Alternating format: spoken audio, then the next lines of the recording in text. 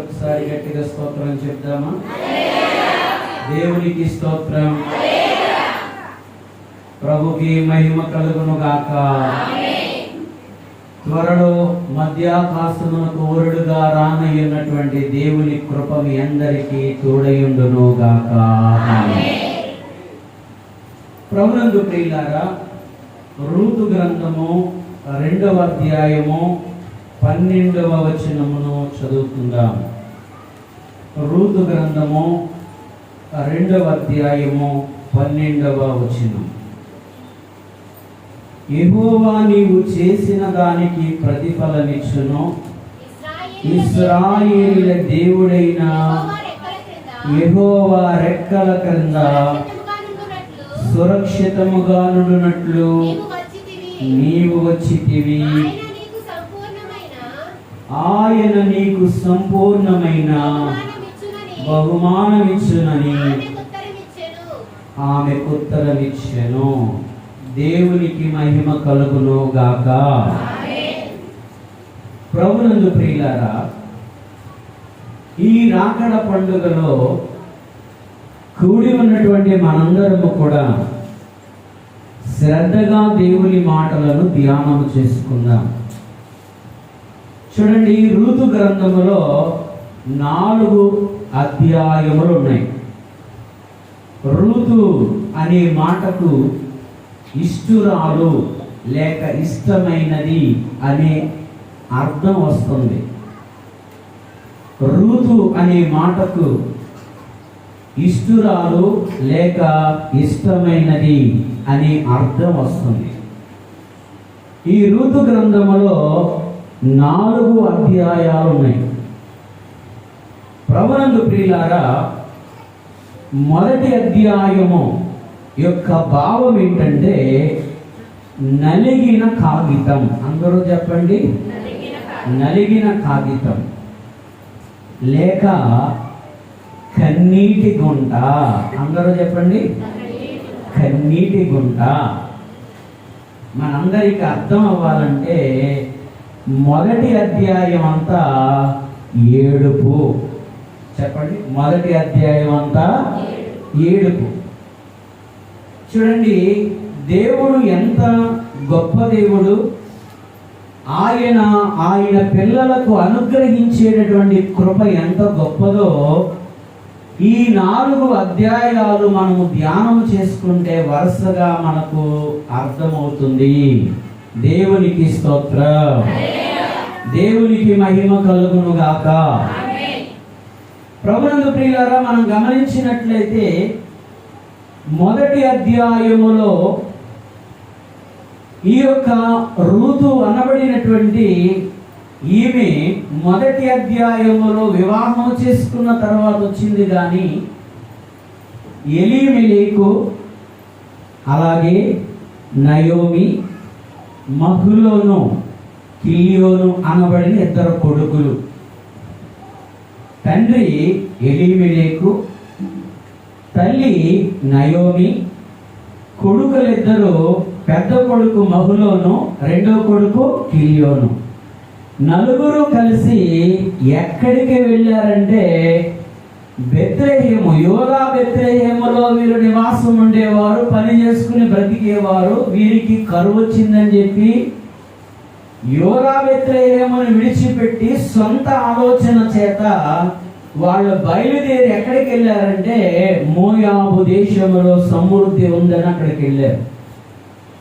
అక్కడికి వెళ్ళినప్పుడు జరిగినటువంటిది ఏంటంటే, మొదట కొంతకాలం బాగానే ఉన్నారు, పని చేసుకున్నారు, 4 చక్కగా ఉన్నారు. అయితే ఇంటి పెద్ద అయినటువంటి ఎలీమెలెకు చనిపోయాడు. ఇక కన్నీరు ప్రారంభమైంది ఆ ఇంట్లో. వాళ్ళు అనుకున్నది ఒకటి, జరిగింది ఒకటి.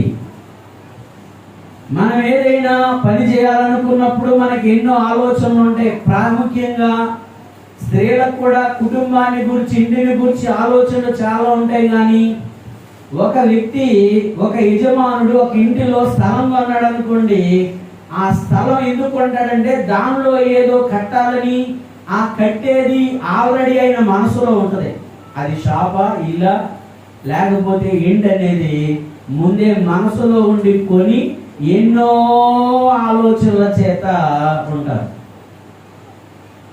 కానీ ఇక్కడ జరిగింది ఏంటంటే వాళ్ళు అనుకున్నది ఒకటి, జరిగింది ఒకటి. ఇప్పుడు ఆ ఇంటి యజమానుడైనటువంటి ప్రభునందు ప్రియులారా ఎలీమెలెకు చనిపోయాడు. దయచేసి మీ సెల్ ఫోన్లు ఎవరి దగ్గర ఉంటే వెంటనే సైలెంట్లో పెట్టండి. దయచేసి గమనించండి, వినండి అందరూ శ్రద్ధగా. ప్రభునందు ప్రియులారా ఇప్పుడు అనుకున్నది ఒకటి, కానీ జరిగింది ఇంకొకటి. శ్రమ వచ్చేసింది, ఇంట్లో చాలా శ్రమ.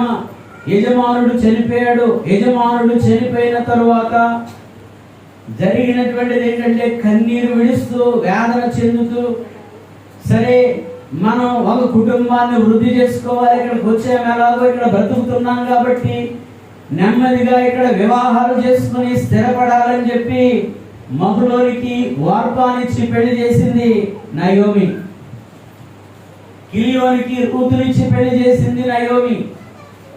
కొంతకాలం గడిచిన తరువాత ఇంకా వాళ్ళకి సంతానం కలగక మునిపే మొదట మహులోను చనిపోయాడు, తర్వాత కిలియోను చనిపోయాడు. ఆ ఇంటిలో 3 సమాధులు, 3 విధవరాళ్ళు. ఎంత వేదన ఉంటుంది, ఎంత ఏడుపు ఉంటుంది ఒకసారి చూస్తాడు. ఒక కాగితాన్ని పట్టుకుని నలిపేస్తే ఎలా నలిగిపోద్దో వారి జీవితాలు నలిగిపోయినాయి. ప్రభునందు ప్రియులారా మీరు గమనించాలి, ఎంత వేదన ఉంటుంది. 3 ఒకే కుటుంబంలో నుండి చనిపోయినప్పుడు. ఈ మధ్యన బస్సు ప్రమాదాలలో కూడా చాలా మంది కుటుంబాలుగా వెళ్ళినటువంటి వాళ్ళు, చదువుకోవడానికి వెళ్ళిన అక్క చెల్లెళ్ళు, వీళ్ళు చనిపోయినప్పుడు వాళ్ళ కుటుంబం ఎంత వేదనో. నిన్నే చూసిన టైటిల్ ఏంటంటే, ఎప్పుడు ఎంతో గాంభీర్యంగా వార్తలు చెప్పేటటువంటి TV9 వారు మొట్టమొదటిసారి ఏడుస్తూ వార్తలు చదివారంట, కన్నీటితో వార్తలు చదివారంట. కారణం ఏంటో తెలుసా? జీవితాలు అలా ఉన్నాయి, పరిస్థితులు అలా ఉన్నాయి. కాబట్టి ప్రభునందు ప్రియులారా దేవుని వాక్యమును బట్టి మీ అందరికీ నేను తెలియజేస్తూ ఉన్నటువంటి మాటను గమనించండి. వారి ఇల్లు ఎలా మారిపోయిందంటే కన్నీటి మయమైపోయింది. కారణం ఏంటో తెలుసా? దేవుడిని అడగలేదు వీళ్ళు, దేవుడు అడగమని చెప్పలేదు. ఏ మాత్రము కూడా ఆలోచన లేకుండా అక్కడ సమృద్ధి ఉంది. అసలు ఇది ఏ దేశము, ఏ దేశంలో మనం ఉన్నాము, ఎలాంటి ప్రాంతంలో మనం ఉన్నాము? బెత్లెహేము అనగా రొట్టెల ఇల్లు అని అర్థము. దేవునికి స్తోత్రం. ఈ బెత్లెహేము అనబడిన రొట్టెల ఇల్లును విడిచిపెట్టి మోయాబు అనబడినటువంటి శపితమైనటువంటి పట్టణమునకు వారు వెళ్ళిపోయారు. చాలా భయంకరమైన దుస్థితి వారికి ఎదురైనప్పుడు 3 అక్రమ శోభను ఏడుస్తున్నారు. కారణం ఏంటో తెలుసా? భార్యకు భర్త శిరస్సై ఉన్నాడు. అందరూ చెప్పండి, గట్టిగా చెప్పాలా? భార్య భర్తకు శిరస్సై ఉన్నాడు. ఎప్పుడైతే ఎచ్చోడు, పిచ్చోడో, సచ్చోడో, మడ్డోడో ఎవడో కానీ ఉంటే ఉన్నంతకాలం ఏం తెలియదు. ఎప్పుడైతే ఆ వ్యక్తి లేడో, ఆ విలువేంటో, ఆ పరిస్థితులు ఏంటో అన్ని అర్థమవుతాయి. ఇప్పుడు వాళ్ళకి 3 విధవరాళ్ళు ఏడుస్తున్నారు. ఇక నయోమి ఒక ఆలోచనకు వచ్చేసింది. అమ్మా, నేను మా దేశమును దేవుడు మరలా దర్శించాడంట, బెత్లెహేమును దర్శించాడంట, అక్కడ నా కరువు పోయిందంట, సమృద్ధి కలిగిందంట. కాబట్టి నేను నా దేశానికి తిరిగి వెళ్ళిపోతున్నాను. కనుక ఏం చేస్తారంటే, మీరు మీ పుట్టింటికి వెళ్ళిపోండి అని చెప్పింది. ఓర్పా రూతు మేము ఎలా వెళ్తాం అని కొంత దూరం ఇద్దరు వచ్చారు. వచ్చిన తర్వాత వార్పా కనిపించింది. ఎందుకు వచ్చిన బాధలు ఇవన్నీ? నిజమే చెప్పింది మా అత్తగారు, నేను పిల్లల్ని కానీ పెద్దవాళ్ళు చేసి మీకు మళ్ళీ ఇచ్చి పెళ్లి చేయనా? ఎందుకు వచ్చింది ఎప్పుడు వెళ్ళిపోయినమ్మా మీ పుట్టింటికి అంటే వార్పా ముద్దు పెట్టుకొని వెళ్ళిపోయింది. అమ్మ ఎవరు మాట్లాడుతున్నారు పిల్లలు కూడా?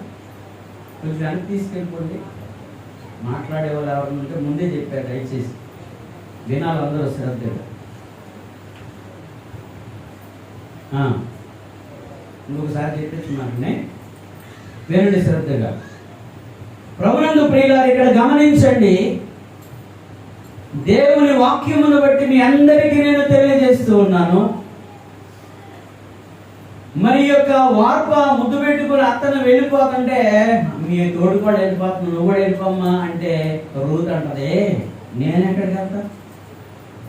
గట్టిగా చెప్పండి. నేను ఎక్కడికి వెళ్తాను? నీ జనమే, నీ దేవుడే, నువ్వు ఉన్న చోటే, నువ్వు చచ్చిపోయిన చోటే నేను చచ్చిపోతాను. నిన్ను వదిలేసి నేను ఎక్కడికి వెళ్ళమంటావు? నేను వెళ్ళను. దేవునికి స్తోత్రం చెప్పండి. మరి అందరికీ ఉన్నట్టు సైజు సేదు కట్టు చిన్నది ఉందనుకోండి, అత్తగారు బాగానే ఉంటారు కొంతమంది, కొంచెం పెద్ద సేదు కట్టు ఉంటుంది ఒక్కొక్కరికి. వాళ్ళు రకరకాలుగా తిడతారు కోడము పట్టుకుని. ఈయన సేదు కట్టు కూడా పెద్దది కాదు. అర్థమైందా? కాబట్టి ముందు అత్త సేదు కట్టు సైజులో ఉంటే కోడల సేదు కట్టు కూడా సైజులో ఉంటుంది. అది గుర్తుపెట్టుకోవాలి. దేవునికి స్తోత్రం. గట్టిగా చెప్పండి, దేవునికి స్తోత్రం. సరే, ఒకసారి మా ముసలమ్మ మా ఇంటికి వచ్చి కోడల గురించి చెప్తుంది. మా తమ్ముడు మహా తెలివైనడు. మా తమ్ముడు అన్నాడు, చెప్పనించి అత్త లేని కోడలు తమ్మురాలు ఓయమ్మా అన్నాడు. ఆ ముసలమ్మ ఊరుకోవాలి, ఆ ముసలమ్మ అంటుంది ఓహో అంటుంది. దేవునికి స్తోత్రం చెప్పండి. దేవునికి స్తోత్రం. ఇప్పుడు చూడండి, కోడలు అంటుంది, నేను ఎక్కడికి వెళ్ళను, నీ జనమే నా జనం, నీ దేవుడే నా దేవుడు, నువ్వు ఉన్న చోటే నేను ఎక్కడికి వెళ్ళను అని వెనకాల వస్తానే ఉంది. వెళ్ళిపో అంటాను ఉంది. వెనకాల వస్తానే ఉంది. వచ్చింది. ఎక్కడికి వచ్చేసారు తెలిసి ఇద్దరు కలిపి బెత్లెహేం వచ్చేసారు. దేవునికి స్తోత్రం. దేవునికి స్తోత్రం. అసలు వస్తా ఊరికినే వచ్చింది అనుకుంటున్నారా? అదే ధ్యానం చేద్దాం ఈరోజు. ఇప్పుడు చూడండి, మొదటి అధ్యాయం అంతా కన్నీరే. ఇప్పుడు బెత్లెహేం వచ్చిన తర్వాత కూడా ఆ బెత్లెహేమీలు ఏమన్నారు తెలుసా? ఇదిగో నయోమి వచ్చిందంటే నన్ను నయోమి అని పిలవకండి. నయోమి అనే పేరుకు మధురమని అర్థం. నన్ను మారా అని పిలవండి. నా దేవుడు సన్నిధిలో నేను దోషినయ్యాను. నేను ఏడుపుతో వచ్చాను ఇక్కడికి, ముగ్గురిని పోగొట్టుకుని వచ్చాను. నన్ను చేదని పిలవండి అమ్మా అని అప్పుడు కూడా ఏడుతుంది. ఇంకా బెత్లెహేం వచ్చాక కూడా చూసారా? ప్రభునందు ప్రియులారా, మీరు ఇక్కడ గమనించండి. బెత్లెహేమునకు చేరుకుంది. మొదటి అధ్యాయములో మనం చూసినట్లయితే, మొదటి అధ్యాయములో ఆమె వెళ్ళేటప్పుడు భర్తతో వెళ్ళింది, కుమారునితో వెళ్ళింది. వచ్చేటప్పుడు ఏం చెప్తుందంటే, నేను రిక్తురాలిగా వచ్చాను. అందరు చెప్పండి, ఎలా వచ్చిందంట? రిక్తురాలిగా నేను వచ్చాను. సర్వశక్తుడు నన్ను విడిచిపెట్టాడు. దేవుడు నన్ను విడిచిపెట్టాడు కనుక నేను ఇప్పుడు రిక్తురాలిగా వచ్చానని చెప్పి నన్ను మారా అని పిలవన్నాడు. ప్రభునందు ప్రియులారా, జాగ్రత్తగా మీరు గమనించినట్లయితే మొదటి అధ్యాయములో నలిగిన కాగితం అంతా కూడా కన్నీటి గుంటే, అంతా ఏడిపే, ఇల్లంతా కూడా దుఃఖమే. ఎక్కడ చూసినా కన్నీరే ఉంది ఆ ఇంట్లో. అయితే ప్రభునందు ప్రియులారా, మనందరం కూడా దేవుని యొక్క వాక్యములో గమనించవలసినటువంటి వారమై ఉన్నాం. మన లెక్కలు వేరు, దేవుని లెక్కలు వేరు. బ్రతకాలని వెళ్ళారు, ఆ ఇంట్లో ముగ్గురు చనిపోయారు. అందరూ వినాలి. దేవునికి స్తోత్రం చెప్పండి. రెండు చేతులు ఎత్తారనుకోండి, మీకు మంచిది, నాకు మంచిది. అదే టైంలో ఎవరన్నా కునికేస్తుంటే చెయ్యాల దింపే టైంలో కొన్ని టచ్. దేవునికి స్తోత్రం. సరే వినాలి శ్రద్ధగా. బ్రతకాలని వెళ్ళారు కానీ చనిపోయారు. ఇది సొంత ఆలోచన అమ్మాయికి. ప్రభునందు ప్రియులారా, మీ అందరికీ నేను తెలియపరుస్తూ ఉన్నటువంటి మాటను గమనించండి. ఈ మొదటి అధ్యాయములో అంతా కూడా కన్నీరు అనుభవించారు, శ్రమ అనుభవించారు, వేదన అనుభవించారు. కానీ ఇక్కడ జరిగింది ఏంటి అని మనం చూసినట్లయితే ఈ శ్రమలోనే రూతమ్మ తీర్మానం చేసుకుందంట. దేవునికి స్తోత్ర. ఎక్కడమ్మా? శ్రమలోనే రూతమ్మ తీర్మానం చేసుకుంది. ఏమని? నీ దేవుడే, నీ జనమే, నువ్వున్న చోటే మరణము తప్ప నిన్ను నన్ను ఏది వేరు చేయలేదు. అబ్బబ్బా, ఎలాంటి పాట గుర్తవుతుందో తెలుసా నాకు? మన బంధము అనుబంధము విడదీయగలరా ఎవరైనను, మరి ఏదైనను. రాజా జగమెరిగిన నా యేసు రాజా, రాజా జగమెరిగిన నా యేసు.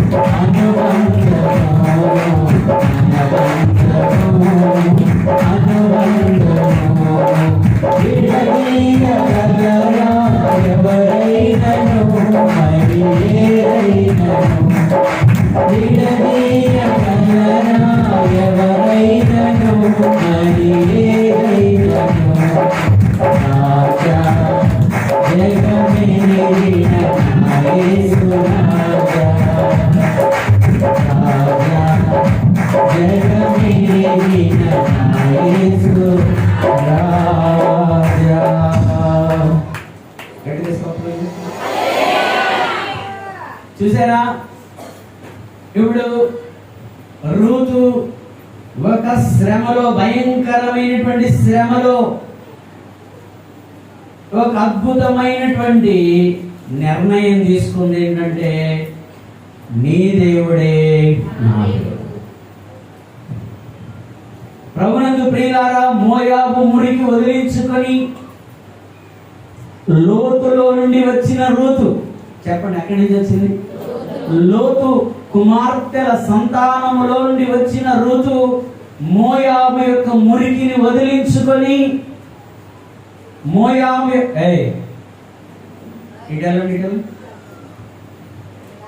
ఒకరు మొదలు పెట్టారంటే అందరూ అందరూ స్తోత్రం చెప్పండి. దేవునికి మహిమ కలుగును గాక. వినాలి శ్రద్ధగా. లోతులో నుండి వచ్చిన ఈ రూతు మోయాబు మురికిని వదిలించుకొని ఇప్పుడు ఎక్కడికి వచ్చింది అని మనం గమనించినట్లయితే ప్రభునందు ప్రియులారా, ఆమె మరి దైవజనుడు దేవదాసయ్య గారు అన్నారు, రూతు బాధ అయిపోయింది అన్నారు. చెప్పండి.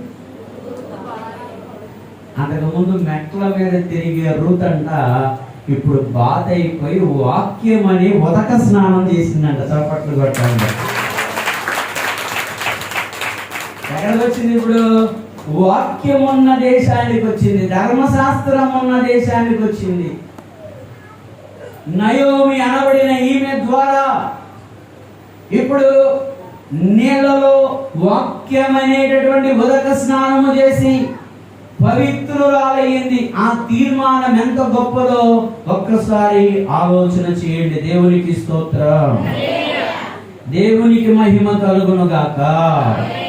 ప్రభునందు ప్రియులారా, మీ అందరికీ నేను తెలియపరుస్తున్నాను, ఇప్పుడు ఈ రూతుకి ఎంత మహాభాగ్యం దొరికిందంటే, అమ్మ అందరికి చూడండి, రూతు ముని మనవడేమో దావీదు.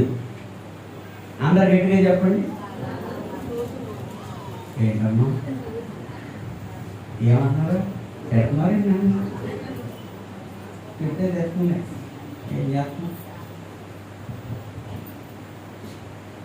రూతు ముని మనవడు దావీదు. వార్ప ముని మనవడు గొలియాతు. వార్ప ముని మనవడు ఎవరో? వీళ్ళిద్దరికి ఏం జరిగింది? వార్ప ముని మనవడు అన్నాడు, సున్నతి లేని ఫిలిస్తీన్లో చేరి అంటున్నాడు, ఇదిగో రండి, ఎవరు వస్తారు రండి అని తొడగొడుతున్నాడు. వినాలి వినాలి. ఈ యొక్క రూతు ముని మానవుడికి రోషం వచ్చింది. ఏ రోషమో తెలుసా? దైవాత్మ ద్వారా కలిగిన రోషం. ఈ సున్నతి లేని ఫిలిస్తీయుడు మనల్ని ఎదిరిస్తాడా? రాయి తీసుకున్నాడు, కొట్టాడు, ముందుకు పడ్డాడు. అతని కత్తి తీసుకున్నాడు, కత్తి ఎదురా అంటే నీ కత్తి ఉంది కదరా అన్నాడు. వెళ్ళాడు, తలదెచ్చాడు. దేవునికి స్తోత్రం. ఇంకా చరిత్రలోకి నేను వెళ్ళను. దేవునికి స్తోత్రం. అప్పుడు అక్కడ ఉన్న స్త్రీలందరూ సౌలుకు 1000 కొలది, దావీదుకు 10,000 కొలదైన స్తుతి పాటలు పాడి దావీదు కొంప తీశారు.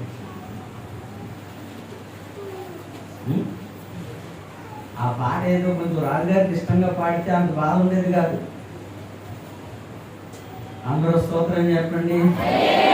దేవునికి స్తోత్రం కదా. మీరు గమనించండి ప్రభునందు ప్రియులారా, మనము వాక్యములో గమనించినటువంటి వారమైతే ఈ శ్రమలో ఈమె తీర్మానం చేసుకుంది. ఆ తీర్మానము గొప్పది. దేవునికి స్తోత్రం. రెండవ మాట, 2వ అధ్యాయం అంతా మీరు చూస్తే నకలు కాగితము, ముందు నలిగిన కాగితం అన్నాను, ఇప్పుడు నకలు కాగితం అంటే కరువుకుంట. దీనిలో 2వ అధ్యాయంలో పరిగెరుకున్నారు. చెప్పండి, ఏం చేశారంట? పరిగెరు. నకలు కాగితం. ధర్మశాస్త్రం అంతా ఎలా ఉందంటే ఏరుకోవాలి. కృపాశాస్త్రం ఏరుకోవాల్సిన అవసరం లేదు. ఇది సమృద్ధి అయిన పంట. మత్తయి సువార్త 5, 6, 7 అధ్యాయాల్లో ఉన్నటువంటి ఈ కృపాశాస్త్రం ఏరుకోవాల్సిన అవసరం లేదు. ధర్మశాస్త్రాన్ని అయితే అక్కడి నుంచి ఏరుకోవాలి. అక్కడ ఎలా రాయబడి ఉన్నదని నీకు తెలియదా, ఇక్కడ ఎలా రాయబడి ఉన్నదని నీకు తెలియదా అనాలి. ధర్మశాస్త్రం అయితే ముక్కలు ఏరుకోవాలి. కానీ ఈ కృపాశాస్త్రము సమృద్ధి అయినటువంటిది. దేవునికి స్తోత్రం. దేవునికి మహిమ కలుగును గాక. 2వ అధ్యాయములో ఎవరు 1-2 రోజులు భోజనం పెట్టారు, అయిపోయింది. ఇప్పుడు రూతమ్మ ఏమంటుందంటే, అత్తమ్మా ఎవల కోతల కాలము జరుగుతుంది, నేను పరిగెలకు వస్తానంటే, అమ్మా నేనేమో వృద్ధురాలిని, పని చేయలేను, నువ్వేమో ఎవరస్తురాలివి, పంపలేను, ఏదేనమ్మా అంటే ఊరుకొత్తమ్మా మన పొట్టెల వెళ్తానని చెప్పి నెమ్మదిగా పరిగెరుకోవడానికి వెళ్ళింది. వెళ్తమే బోయాజు పొలంలోకి వెళ్ళిందంట.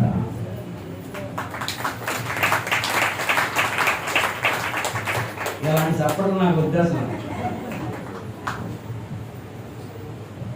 ఏమో భోజనాలు అయినా ఉంటున్నారా? నువ్వు పట్టు. దేవునికి స్తోత్రం. సరే, ప్రభునందు ప్రియులారా, ఇప్పుడు కరువు ఉంది. అయితే ఈమె ఇప్పుడు పరిగెడుకోవడానికి వెళ్తుంది. పెట్టుబడి లేని సొమ్ము కోసం వెళ్తుంది. పరిగెడుకోవాలంటే ఒకవేళ వెళితే 3 కేజీల నుంచి 5 కేజీలు దొరుకుతాయి రోజంతా వెళ్తే, అంతకు మించి దొరకదు. అయితే ప్రభునందు ప్రియులారా, ఈమె పరిగెడుకుంటే ఈ లోపల బోయాజు వచ్చాడు పొలంలోకి. అమ్మాయి ఎవరు అన్నాడు. అమ్మాయి అండి నయోమి ఇంటికి వచ్చిన మోయాబు రాలేనటువంటి రూత్ అండి. పిలవండి ఇటు. అమ్మా రావాల్సిన చోటుకే వచ్చావు కాబట్టి ఒక పని చేయి, నువ్వు ఇంకే పొలంలోకి వెళ్ళకమ్మా, ఇక్కడే ఉండు, ఇక్కడే తిను, ఇక్కడే త్రాగు అని కొన్ని పేలాలు ఇచ్చి అప్పుడు చెప్పాడు, యెహోవా రెక్కల క్రింద సురక్షితంగా ఉండడానికి నువ్వు ఇక్కడికి వచ్చావని, ఆయన నీకు సంపూర్ణమైన బహుమానము ఇస్తాడని చెప్పాడు. చప్పట్లు కొట్టి ప్రభుత్వం. ఇప్పుడు ఏం కలిగిందంటే నిరీక్షణ కలిగింది. అందరూ చెప్పండి, ఏం కలిగిందమ్మా? నిరీక్షణ కలిగింది. ఈమెకు కలిగినటువంటి నిరీక్షణ ఎవరి ద్వారా కలిగిందంటే, ఏ పొలంలోనికైతే పరిగెడుకోవడానికి వెళ్ళిందో ఆ పొలం యొక్క యజమాని వచ్చి చెబుతున్నాడు, నీవు కోతలయ్యే వరకు వేరే పొలంలోకి వెళ్ళొద్దు, నువ్వు ఇక్కడే పరిగెడుకో. పనివాళ్ళారా, ఆమె జోలికి ఎవరో వెళ్ళకండి. ప్రొటెక్షన్, భద్రత. ఆమె జోలికి ఎవరు వెళ్ళడానికి వీల్లేదు. చిన్నలు కానీ పెద్దలు కానీ ఎవరు ఆమెను ముట్టుకోవడానికి వీల్లేదు. ఇంకొక మాట చెప్పాడు, అవసరమైతే గుప్పెడు వదిలేయండి. అందరూనేమో 3 కేజీల నుంచి 5 కేజీలు ఏరుకొస్తే వస్తా 20 కేజీలు ఎత్తినేసుకుని వచ్చిందంట రూతమ్మ. కొట్టాలి తప్పట్లా. దేవునికి స్తోత్రం, దేవునికి మహిమ కలుగును గాక. ఒక నిరీక్షణ కలిగింది, ఒక ఆశ్రయము దొరికింది. ఎలాగా? రూతు గ్రంథం 2వ అధ్యాయం 1వ వచనం. ఏమా వింటారా వాక్యం? రూతు గ్రంథం 2వ అధ్యాయం 1వ వచనం. నయోమి పెనిమిటికి అనగా ఎలీమెలెకుకు బంధువు ఒకడుండెను. అతడు చాలా ఆస్తిపరుడు. అతడు ఎలీమెలెకు వంశపు వాడై ఉండెను. దేవునికి స్తోత్రం, దేవునికి మహిమ కలుగును గాక. వెళ్ళడం ఎక్కడికి వెళ్ళింది? బోయాజు పొలంలోకి వెళ్ళింది. బోయాజు ఆమెకు అభయం ఇచ్చాడు, నిరీక్షణ కలుగజేశాడు, ఆశ్రయం ఇచ్చాడు. అంత మాత్రమే కాదు, అతను ఎవరు అంటే ఎలీమెలెకు అనగా రూతు మామగారి యొక్క వంశపు వాడై ఉన్నాడు. దేవునికి స్తోత్రం, దేవునికి మహిమ కలుగును గాక. కాబట్టి ప్రభునందు ప్రియులారా, మీ అందరికీ నేను తెలియజేస్తూ ఉన్నటువంటి మాటను చాలా జాగ్రత్తగా మీరు గమనించండి. ఇప్పుడు రూతుకి ఏం దొరికిందంటే ఆశ్రయము. అందరూ చెప్పండి, ఆశ్రయము. గట్టిగా చెప్పండి. ఆధారం, నాకు ఆధారం. ఇప్పుడు ఆధారం దొరికింది ఎవరికి? రూతుకి. ఆ పొలంలోనే వెళ్తుంది, ఆ పొలంలోనే పరిగెడుకుంటుంది, ఆ పొలంలోనే పని చేస్తుంది. కావాలంటే నీళ్లు ముంచుకుని తాగుతుంది, వాళ్ళతో పాటే తింటుంది, వాళ్ళతో పాటే ఉంటుంది. ఆశ్రయము దొరికింది. అదే మన దేవుని గొప్పతనం. వట్టాలు చప్పట్లు. దేవునికి స్తోత్రం. దేవునికి మహిమ కలుగును గాక. మనందరం ఎవరం? సరిగ్గా చెప్పండి. ఇంకో రకం చెప్పండి. అసలు నేను కొనుక్కోవడం ప్రియ విశ్వాసులా, అయ్యో నాకు సరిగ్గా పడలా.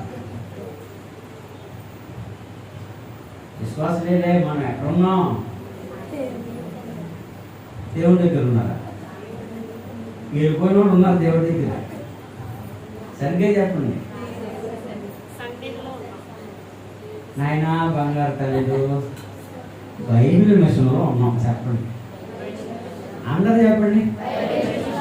ఏ సాల్లో ఉన్నారు? బైబిల్ మిషన్ స్వస్థసాల్లో ఉన్నారు. దేవునికి స్తోత్రం. బైబిల్ మిషన్లో కొన్నది ఏంటంటే సన్నిధి. అందరూ చెప్పండి, సన్నిధి. సన్నిధి పరులు కొందరు మన అధికారులు వస్తున్నారంట, మీటింగ్ జరుగుతుందంట, అందరం వెళదాం అనుకుని 10 మంది కలిపి మీటింగ్కి వెళ్ళారంట. వెళ్ళేటప్పుడు బస్సు దొరికింది. అయ్యగారు కొంచెం ఆత్మ నడిపింపు వచ్చి ఎక్కువ చెప్పారు వాక్యం. ఈ లోపల లాస్ట్ బస్సు కూడా వెళ్ళిపోయిందంట. మీటింగ్ అయిపోయింది, భోజనం చేశారు, ఎలా వెళ్ళాలని రోడ్డు ఎక్కారు. రోడ్డు ఎక్కి ఎలా వెళ్ళాలి ఇప్పుడు ఇంటికి? పొద్దున్నే పనికి వెళ్ళిపోవాలి, తెల్లవారుజాము లేచి పని చేసుకోవాలి, లేకపోతే యజమాని తిడతారు, ఏం చేయాలి అని చెప్పి సన్నిధి పరులు రోడ్డు మీద నిలబడి ఆలోచించుకున్నారంట. కానీ వాళ్ళకి ఏం తెలియదు, తెల్లారు లేచి వాళ్ళ ఇంట్లో నుంచి లేచి వాళ్ళ ఇంట్లో పని చేసుకున్నానంటారు.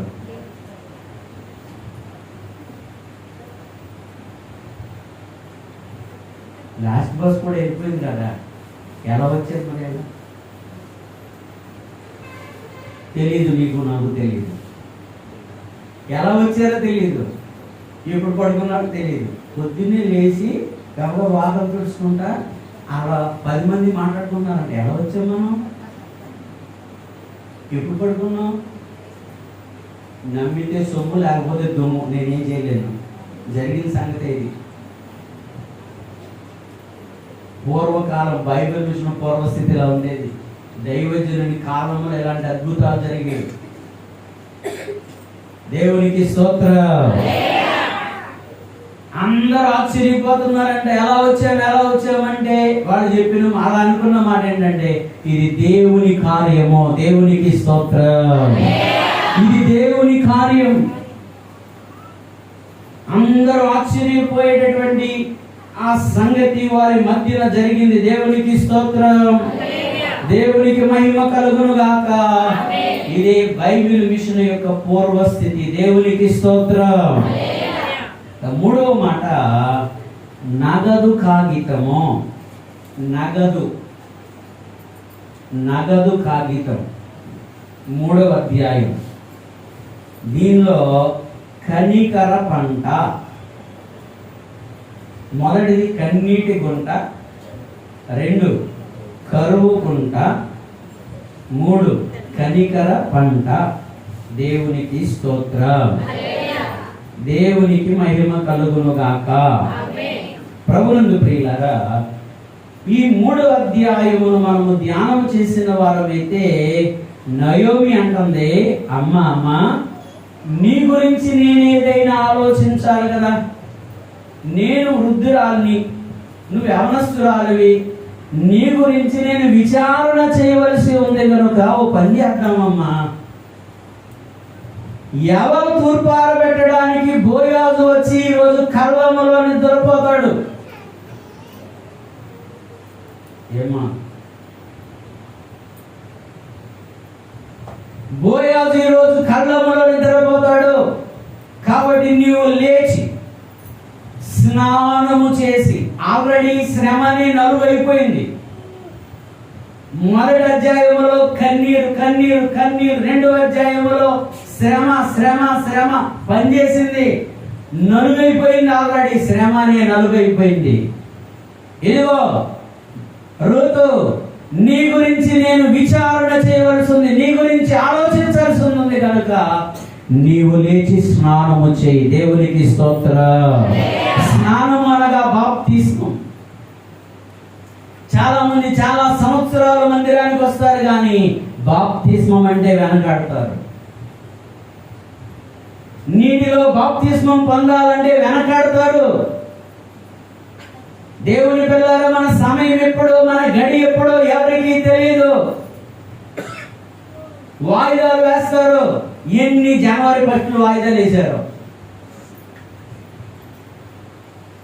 కొంతమంది అయితే తీసుకోకుండా అని చెప్పండి, తీసుకోకుండా అని మరణము కాది బాధ మార్గము విడి చనిపోవ పరమ భక్తులకు పాడే మాకు సిగ్గులేదు, వాళ్ళకి సిగ్గులేదు. మరణమే కానీ కాదు పరమ భక్తులు పాడాలి తప్పదు. ఇంకొకటి దారముడని పరదేశులము. బాప్తిస్మం అంటే స్నానం. మీరు దేవుని చేత ప్రదానము చేయబడుతున్నారు. పట్టని చెప్పండి, దేవునికి మీరు ప్రదానము చేయబడుతున్నారు. దేవునికి స్తోత్రం. ఇప్పుడు బాప్తిస్మం అనే స్నానము చేసింది. రెండవది ఏం చేసిందో తెలుసా? మంచి వస్త్రాలు కట్టుకుందంట. నువ్వులే స్నానం చేయి, మంచి ప్రశస్తమైన వస్త్రాలు కట్టుకో. పెళ్లి కూతురికి ఏం పెడతారు? నలుగు పెడతారు. తర్వాత ఏం పెట్టారు? స్నానం చేయించారు. తర్వాత ఏం పెడతారు? వస్త్రాలు కట్టారు. ఇప్పుడు మూడోది ఏం చెప్తుందంటే, అమ్మా నీ దగ్గర సువాసన వచ్చుటకు తైలం రాసుకో. సన్నిధి అనే తైలం మనకు ఉండాలి. దేవునికి స్తోత్రం. దేవునికి మహిమ కలుగును గాక. చేయాలి చేయాలి దైవ సన్నిధి చేయాలి. సన్నిధి చేసే సమస్తమైన మేలు కలుగును. దైవ సన్నిధి చేసే సమస్తమైన మేలు కలుగును. చేయాలి పెళ్లి కుమార్తెలు మేమమ్మాయి సవాలు చేస్తారు. మేమమ్మాయి సవాలు చేస్తారు. ఆ సన్నిధి కాస్త చేయకపోతే చతికిల పడతారు. ఆ సన్నిధి కాస్త చేయకపోతే చతికిల పడతారు. చేయాలి చేయాలి సన్నిధి చేసే సమస్తమైన మేలు కలుగును. దైవ సన్నిధి చేసే సమస్తమైన కీడులు కలుగును. చేయాలి చేయాలి.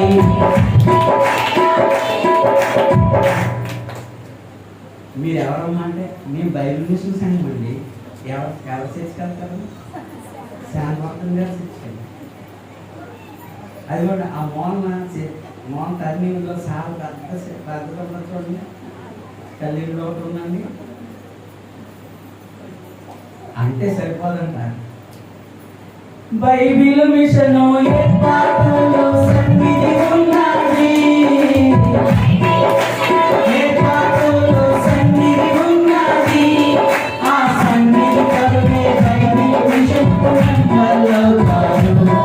ఆ సన్నిధి కరుణే బైబిల్ మిషన్ నంబర్లవుతారు. చేయాలి సన్నిధి చేసే సమస్తమైన మేలు కలుగును. సన్నిధి చేసే సమస్తమైన మేలు కలుగును. చేయాలి చేయాలి. దేవునికి స్తోత్రం.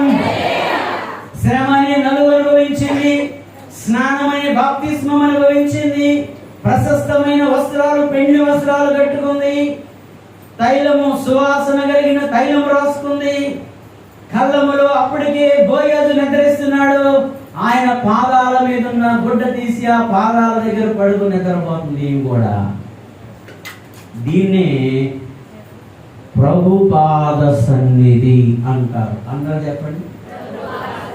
యేసయ్య పాదాల దగ్గర కూర్చుని నేర్చుకుంటుందంట. ఎవరు? మరియమ్మ. మార్తమ్మేమో విస్తారమైన పనులు పెట్టుకుందంట. ఎవరిని మెచ్చుకున్నారు ప్రభు? మరియమ్మ ఉత్తమమైనది కోరుకుంది. ఇప్పుడు ప్రభు పాద సన్నిధి, పాదాల దగ్గర నిద్రపోతుంటే సన్నిధి చేసే వాళ్ళని పలకరించకుండా ఉండడం ఆయనకి చేత కాదంట. ఎవరికి? ఏమా దానికి ఏదో మాట్లాడకూడదని ఏదో నిర్ణయించుకున్న లోపలికి వచ్చినట్టున్నారు. ఏదో నిర్ణయం ఉంది. ఈరోజు టైం వేసేటప్పుడన్నా నోరు తెరుతారు లేదో నాకు తెలుస్తలేదు. అందరూ స్తోత్రం చెప్పండి గట్టి. దేవునికి స్తోత్రం. వినండి అందరూ. ఇప్పుడు మీరు గమనించాలి, దేవుడు ప్రార్థన చేసేవాడిని పలకరిస్తాడు, బైబిల్ చదివేవాడిని పలకరిస్తారు, సన్నిధి చేసేవాడిని పలకరిస్తాడు. ఆయన ప్రార్థనకి సన్నిధికి తేడా ఏంటంటే, మీరు ప్రార్థన చేసి లేచి వెళ్ళి వేస్తున్నామని అడుగుతున్నాం తండ్రి అంటే అసలు లేకుండా వెళ్ళిపోవడం ప్రార్థన.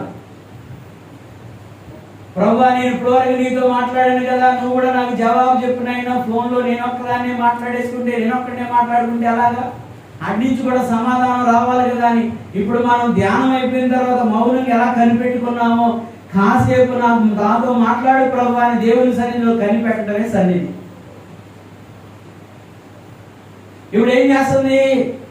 కనిపెట్టుకుని పాదాల దగ్గర పలకరింపు కొరకు అర్ధరాత్రి సమయమందు తెల్లవారుజామున 3 గంటల నుంచి 6 గంటల వరకు దేవుని సమయం అది. తెల్లవారుజామున స్వరం వినబడుతుంది. ఎవరమ్మా నువ్వు? ఎవరమ్మా నువ్వు? ఈయన ఎవరో తెలుసా? చనిపోయిన వారికి బ్రతికిన వారికి కూడా మేలు చేయగలిగినటువంటి మంచి పేరు కలిగిన వాడు బోయజు. ఎవరమ్మా నువ్వు? అయ్యా, మోయాబురాల్ని, నయోమి చిన్న కోడలైన రూతునయ్యా నువ్వమ్మా. నీ గురించి నేను చాలా చక్కగా విన్నాను. ఏం పర్లేదు. ఎందుకు వచ్చావమ్మా? అయ్యా, మా అత్తగారు వెళ్ళమంది. మరి మీరు మాకు సమీప బంధువు అంట కదా, నన్ను విడిపించగలిగిన విమోచించగలిగిన వారిలో మీరు ఒకరంట కదా అంటే, నాకంటే సమీప బంధువు అక్కడ ఉన్నాడమ్మా, ఆయన అడిగి రేపు చెప్తాను. అతను కానీ వివాహం చేసుకోకపోతే ఖచ్చితంగా నేను వివాహం చేసుకుంటాను నేను అన్నాడు. దేవునికి స్తోత్రం. రూతు కళ్ళంలోకి వెళ్ళింది, పాద సన్నిధి చేసింది, దైవ సాన్నిధ్యంలో ఉంది. ఆమెకు న్యాయం జరిగింది. ఏం జరిగింది? ఆమెకి న్యాయం జరిగింది. అభయం ఇచ్చాడు. ఇచ్చి నీ దుప్పటి పట్టు అన్నాడు. పట్టింది.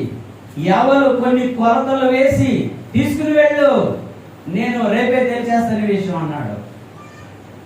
చూడండి, ఎవరు తూర్పార పెట్టాడు, వచ్చాడు, గుమ్మం దగ్గర నిలబడ్డాడు, పెద్దలందరినీ పిలిచాడు. ఈ లోపల రూతు ఇంటికి వెళ్ళింది. ఎలా జరిగిందమ్మా కోడల? ఇప్పుడు వరకు మోయాబురాలు, ఇప్పుడు వరకు ఎవరో తెలుసా? నయోమి కోడలు. ఇప్పుడు ఏమైపోతుందో తెలుసా? ఇశ్రాయేలీయులందరికీ కోడలు అయిపోతుంది. పట్టణం సపోర్ట్. దేవునికి స్తోత్రం. ఎవరి కోడలు? ఇప్పుడు వరకు నయోమి కోడలు. ఇప్పుడు ఎవరి కోడలు? ఇశ్రాయేలీయులందరికీ కోడలు అయిపోతుంది. ఇప్పుడేమే రూతు జీవితంలో ఒక కొత్త శకం ప్రారంభమవుతుంది. రూతుకి న్యాయం జరిగింది. రూతు ధైర్యంగా ఇంటికి వెళ్ళింది. తెల్లవారుజామున ఏం చెప్పిందో తెలుసా? బోయజు నాకు మాట ఇచ్చాడంటే, నయోమి అంటుంది, అమ్మా మాట ఇచ్చాడంటే అది జరిగేదాకా ఊరుపడమ్మా. దేవునికి స్తోత్రం. ఇక 4వ అధ్యాయంలోనికి వెళ్తే, క్రొత్త కాగితం, కళ్యాణ జంట, వివాహ మహోత్సవం. దేవునికి స్తోత్రం. ఇప్పుడు ఇటు చూడండి, అందరూ ఇటు చూడండి. రూతు జీవితంలో ఒక కొత్త కాగితం ప్రారంభమైంది. వినాలి అందరూ శ్రద్ధగా. దేవునికి స్తోత్రం. దేవదాసయ్య గారు అన్నారు, ఇలాంటి మాటలు చెప్పడం ఆయనకే సాధ్యం. విధవ వధువైపోయింది అన్నాడు. ఎవరో ఏంటి ఆలోచిస్తున్నా? పెళ్ళైన వాళ్ళు బాగానే కూర్చున్నారు అక్కడ అందరూ స్తోత్రం చెప్పండి, గట్టిగా స్తోత్రం చెప్పాలి.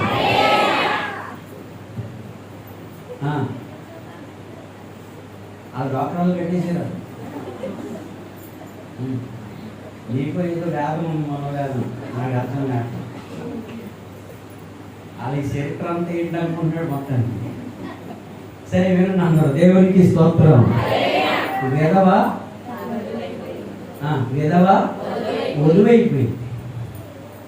దేవునికి స్తోత్రం. ఇది ఒక విశ్వాసకే సాధ్యం. లోకం నిన్ను విధవరాలనొచ్చు, కానీ నువ్వు మరలా వధువు అవ్వాలంటే, యేసు ప్రభు యొక్క రెండవ రాకడకు సిద్ధపడి ఉంటే, ఆ పిండి విందులో వధువుగా మరలా ఆనందించే ధన్యత దేవుడు మనకి దయచేస్తాడు. పట్టాలు తప్పటి దేవునికి స్తోత్రం. చూడండి, నయోమి ఇంట్లో, రూతు ఇంట్లో పెళ్లి బాజా మోగింది. దేవునికి స్తోత్రం. వధువు సంగము కరుణి కొరకు, వధువు సంగము కరుణి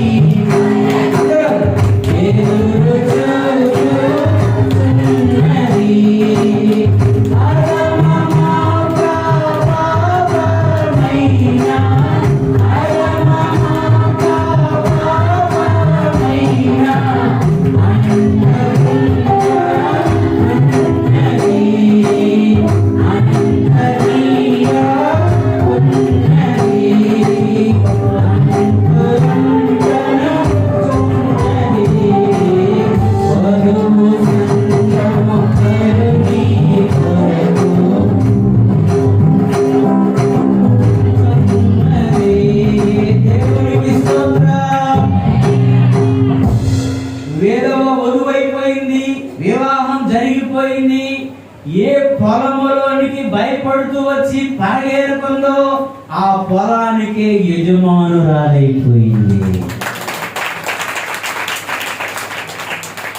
దేవునికి స్తోత్రం. ఎంత గొప్ప సమృద్ధి! పరిగెరుకునే స్థితిలో నుండి కొట్లలో ధాన్యం ఉన్న స్థితిలోనికి వచ్చేసింది కదా. ఆ పొలానికి యజమానురాలైపోయింది కదా. ఇశ్రాయేలీయుల దేవుణ్ణి నమ్మి ఆయన యొద్దకు వచ్చిన వారెవరిని ఆయన ఆశీర్వదింపకుండా ఉండడు. దేవునికి స్తోత్రం.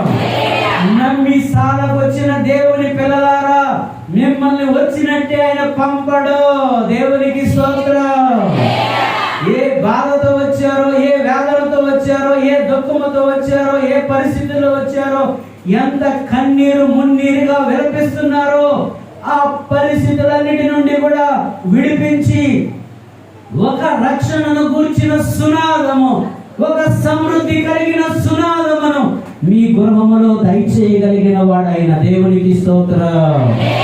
దేవునికి మహిమ కలుగును గాక. అయితే చివరిగా ఒక మాట జాగ్రత్తగా వినండి. రూతును బోయజు గవిని దగ్గర కూర్చుని విమోచించి వివాహం చేసుకున్నాడు. ఇక్కడ ఉన్నంత అందరికి చూడండి ఒకసారి. కళ్ళు బాగా ఉన్నాడు నాయన చూడండి ఒకసారి. 2 ఏళ్ళు పెద్ద స్తోత్రం గట్టిగా చెప్పండి. దేవునికి స్తోత్రం. కాటికి పెడదాము, వినాలందరూ. దేవుడు ఎంత సమృద్ధి ఇచ్చాడు, ఇంకే ఎంత కృప ఇచ్చాడు. బోయజ్ ఏం చేశాడు తెలుసా? గవిని దగ్గర పెద్దలందరినీ పిలిచి, ఇదిగో సమీప బంధువుడు వస్తున్నాడు, ఈ లోపల ఇదిగో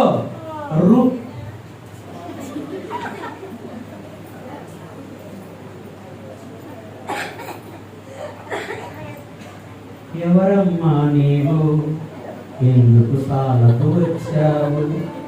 ఆవలింతల కోసమా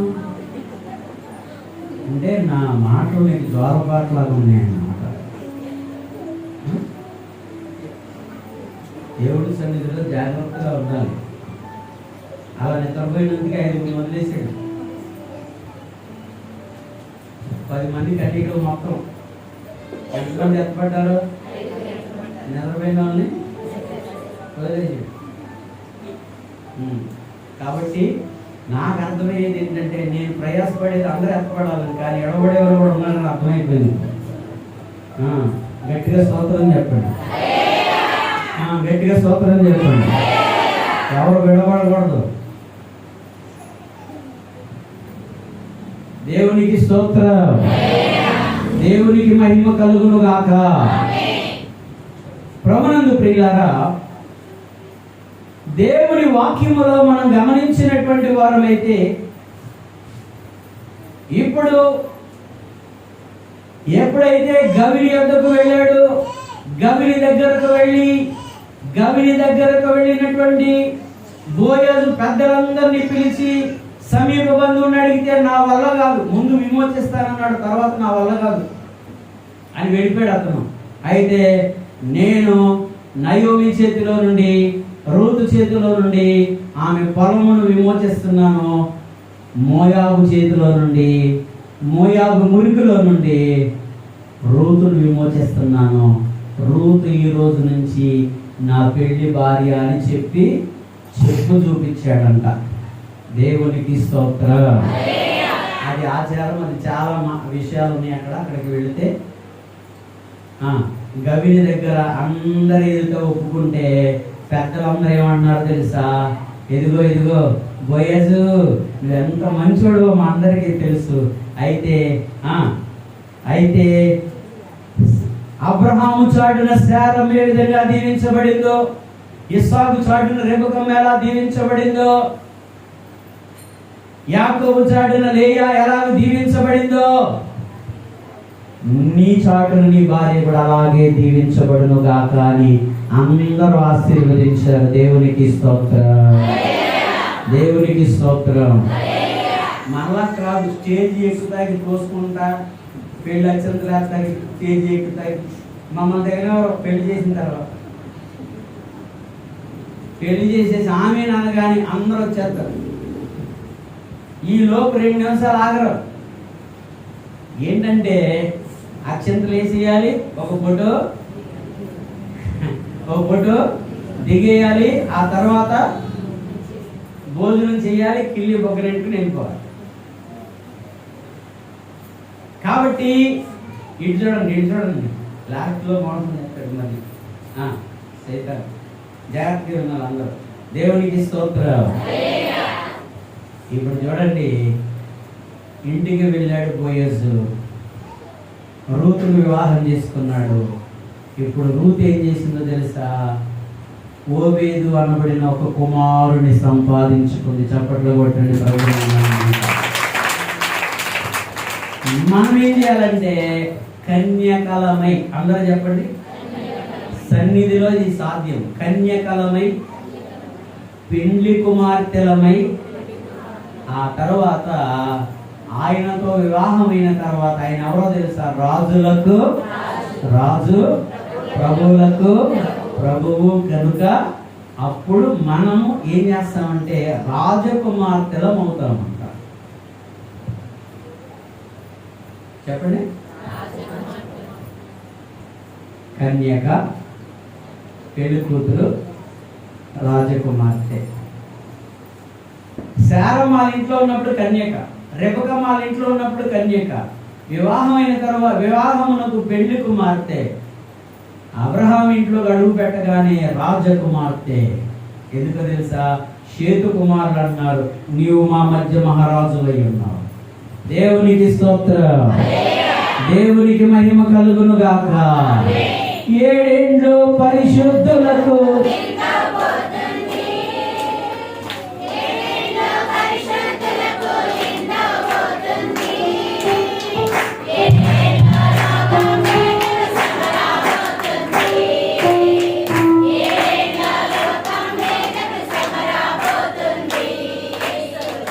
లోకమంతా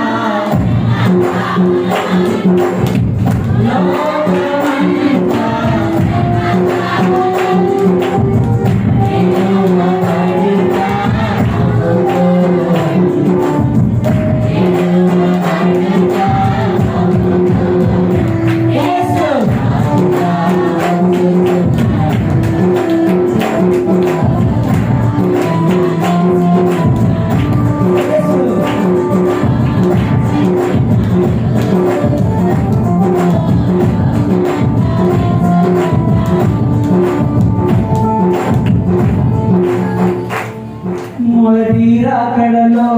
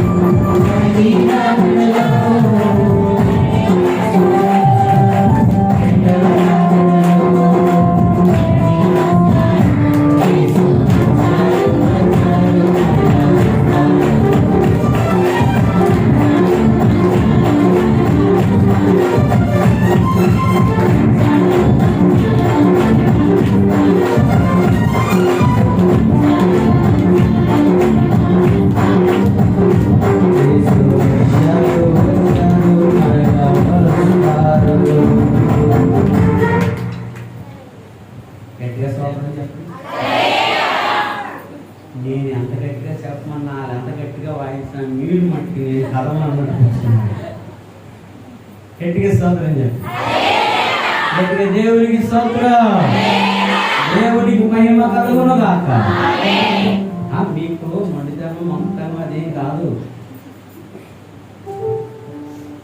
పుట్టింటికాడ ఎవరైనా అలాగే ఉంటారు. అత్తగారింటికాడ కొంచెం జాగ్రత్తగా ఉండాలి. పుట్టింటికి వచ్చినప్పుడు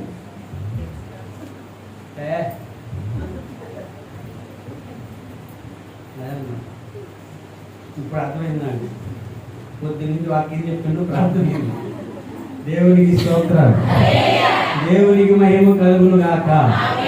సరే, ప్రభునందు ప్రియులారా, రెండవ రాకడ ఒకటి ఉందని గుర్తుపెట్టుకోండి. మొదటి రాకడ అయిపోయింది, గొర్రె పిల్లగా వచ్చారు.